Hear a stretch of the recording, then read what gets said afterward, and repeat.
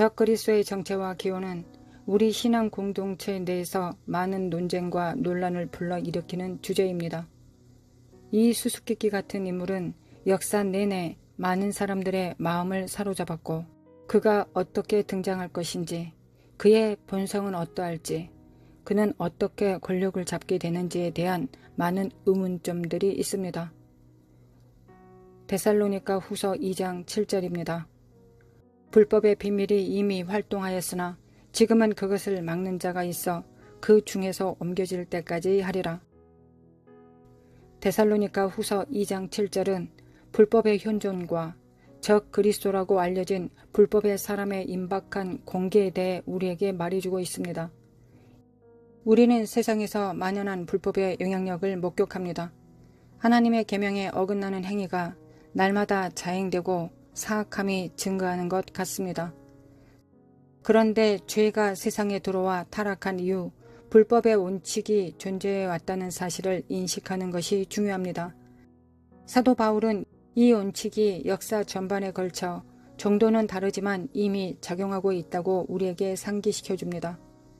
데살로니가 후서 2장 1절부터 12절까지의 구절은 불법의 궁극적인 현실을 보여줍니다. 일반적으로 적 그리스도로 알려진 불법의 사람, 이 인물은 사악함과 하나님에 대한 반역의 전형을 나타내며 세계 무대에 등장할 것입니다. 적 그리스도는 새로운 형태의 악을 도입하는 것이 아니라 오히려 인류 안에 존재하는 불법을 강화하고 구체화한다는 것을 이해하는 것이 중요합니다. 불법은 이미 존재하지만 우리는 그것이 완전히 나타나기까지 신성한 억제가 있음을 깨달아야 합니다. 억제하는 분이라고 인용되어 일컬어지는 성령님은 악이 우세할 수 있는 정도를 제한하는 강력한 능력으로 행하고 계십니다. 이 억제는 현재 죄의 사랑과 어둠의 지배가 완전히 드러나는 것을 막고 있습니다. 이 구절은 우리의 현재 시기에 불법의 신비가 이미 활동하고 있다는 것을 강조하고 있습니다. 비록 그 작용을 완전히 이해하지 못할지라도 우리 사회에서 그 영향력과 효력을 인지하고 있습니다. 우리는 진리에 대한 무시, 도덕적 가치의 부식 및 취약한 사람들에 대한 억압을 목격합니다. 하지만 하나님이 다스리고 계시고 불법의 비밀을 알고 계시다는 것을 우리가 알기 때문에 희망이 없는 것은 아닙니다. 그런데 그것을 막는 자가 있어 그 중에서 옮겨질 때까지 할 것입니다. 막는 자가 그 중에서 옮겨지는 지점이 있을 것입니다. 성경에 묘사된 적그리스도의 개념은 하나님의 왕국에 반대하여 일하는 사람을 나타냅니다.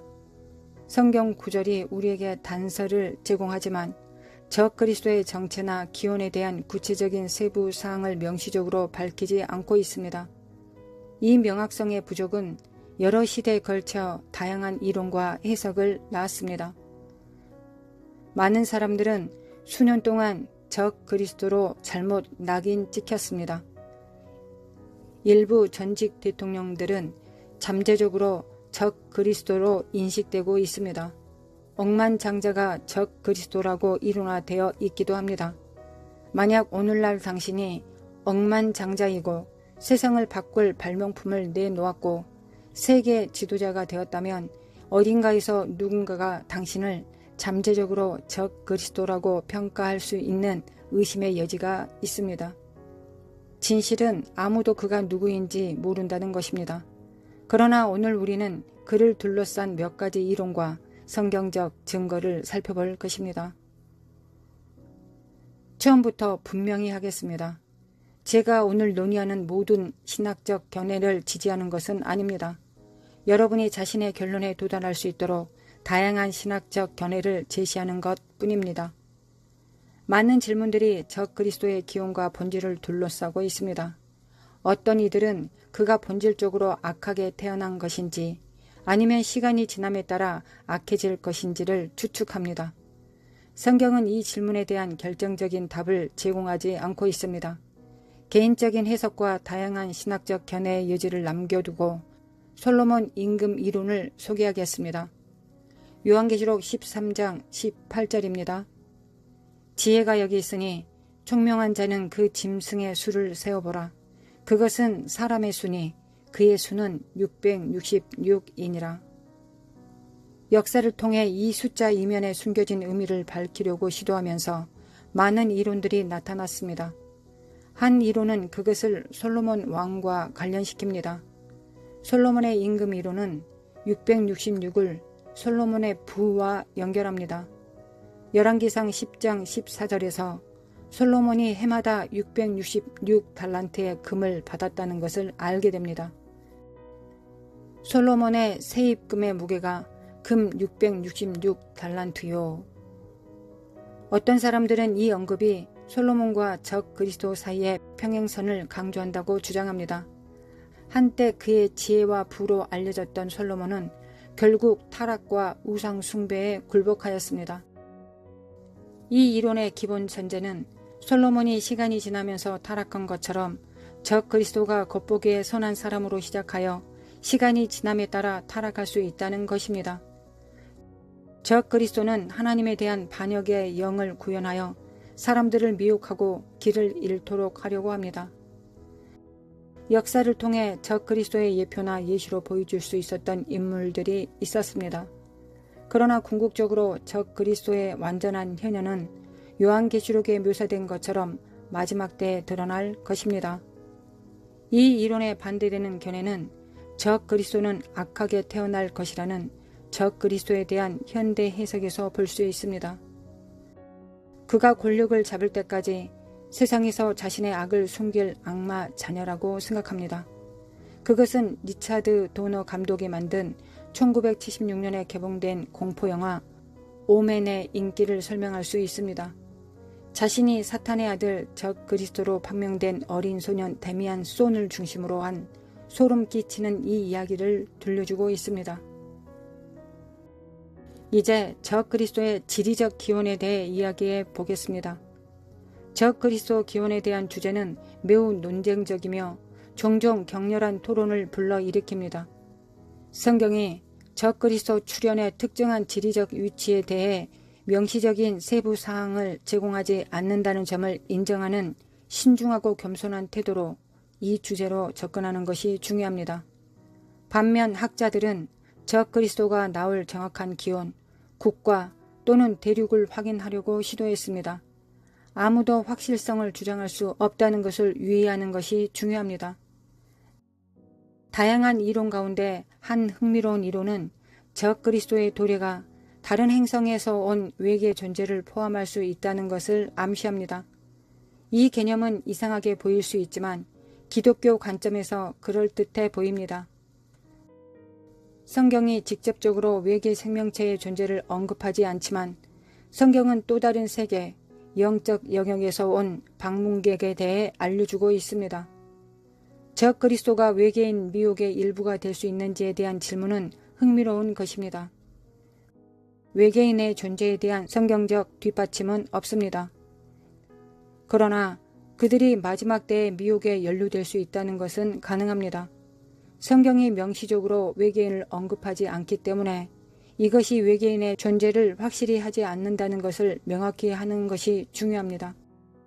그러나 그것은 외계인에 대한 당신의 정의가 정확히 무엇인지에 달려 있습니다. 웹스터 사전은 외계인을 다른 세계에서 오는 것으로 인용함으로 정의합니다. 그 정의에 의해 천사와 악마는 이 범주에 속합니다. 천사와 악마는 이 세상의 것이 아니고 또 다른 세상, 영적 세상에서 왔기 때문입니다. 성경은 우리에게 또 다른 세상, 영적 세상에서 온 방문자에 대해 알려주고 있습니다. 세상이 시작된 이래로 악마와 그의 타락한 천사들이 이 세상과 물리적으로 상호작용한 기록이 있습니다. 첫 번째는 악마가 아담과 하와를 속여 인류의 타락을 초래한 에덴 동산에서 보이고 있습니다. 두 번째로 타락한 천사가 인간 여성과 관계를 맺어 인간과 천사의 혼종인 네피림을 만든 이야기가 있습니다. 창세기 6장 4절입니다. 당시의 땅에는 네피림이 있었고 그 후에도 하나님의 아들들이 사람의 딸들에게로 들어와 자식을 낳았으니 그들은 용사라 고대의 명성에 있는 사람들이었더라. 수메르인들이 아눈나키로 알려진 신을 숭배하는 것과 같은 고대 문화는 인류와 상호 작용하는 또 다른 세계의 존재에 대한 의견을 추가로 지원하고 있습니다. 계시록 13장 15절입니다. 그가 권세를 받아 그 짐승의 우상에게 생기를 주어 그 짐승의 우상으로 말하게 하고 또 짐승의 우상에게 경배하지 아니하는 자는 몇이든지 다 죽이게 하더라. 적 그리스도가 보편적으로 시행되고 널리 받아들여질 새로운 형태의 예배를 도입할 것이라는 것은 명백합니다. 사람들이 그들의 뿌리 깊은 종교를 버리도록 설득하는 문제를 고려할 때 어떤 정치 지도자가 한 종교를 다른 모든 종교의 우두머리로 만드는 것은 말할 것도 없고 세계 종교를 통합하는 것은 어렵습니다. 그러나 외계인 존재는 잠재적으로 모든 세계 종교를 연결하는 촉매 역할을 하거나 사람들을 하나로 묶을 수 있을 만큼 충분히 설득력 있는 다른 세계 지식을 제공할 수 있습니다. 역사 내내 전쟁이 일어났고 종교적인 믿음 때문에 목숨을 잃었습니다. 적 그리스도가 수천 년 동안 존재해온 종교를 버리도록 세상을 확신시키기 위해서는 진정으로 자신을 초자연적인 존재로 나타내야 할 것입니다.